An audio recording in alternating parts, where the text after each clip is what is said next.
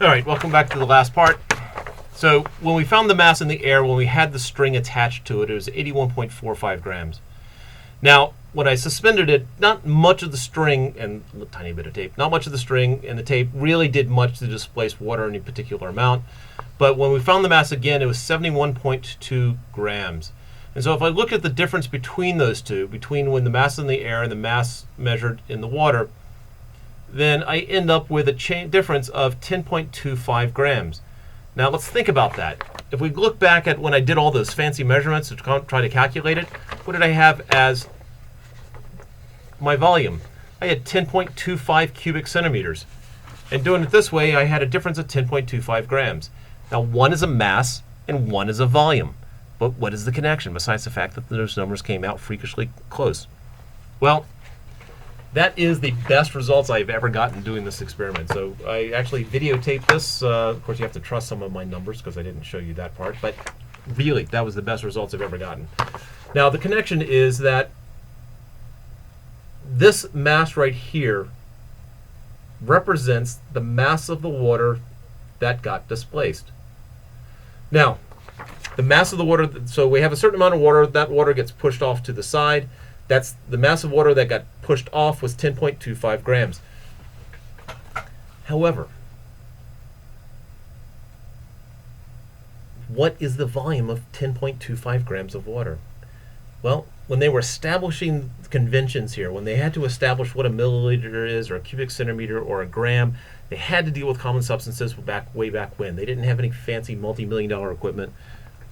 So what they had to So they stuck with basic things like water. And they said, well, when they first were doing the measurements, they said 1 gram of water is equal to it's the mass of the amount of water in 1 cubic centimeter of water, or 1 milliliter of water. The density of water is 1 gram per cubic centimeter. Now, some of you with a little bit more sophisticated knowledge might go, wait a second, it depends upon the temperature. Yes, it does. It does depend upon the temperature, and it depends on a couple other things, but not significantly. But for Physics 110, 1 gram of water takes up 1 milliliter of space, or 1 cubic centimeter of space. And therefore, 10.25 grams translates into 10.25 cubic centimeters. That's the same results we had before. That's 0% error. Wow. Actually, I'm sort of getting chills, little goosebumps here, because that's exciting, because that happens so rarely.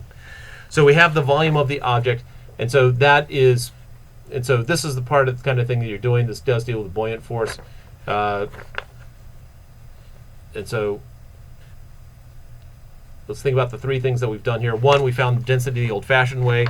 Then we found the volume. Actually, we found the volume using displacement of the graduated cylinder, and then we just found volume looking at how the mass has changed.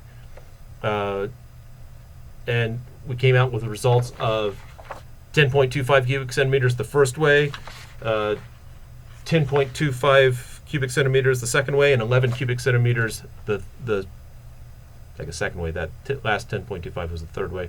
My numbering's all off. So there it is. That's the basics of the lab. I hope you enjoy it.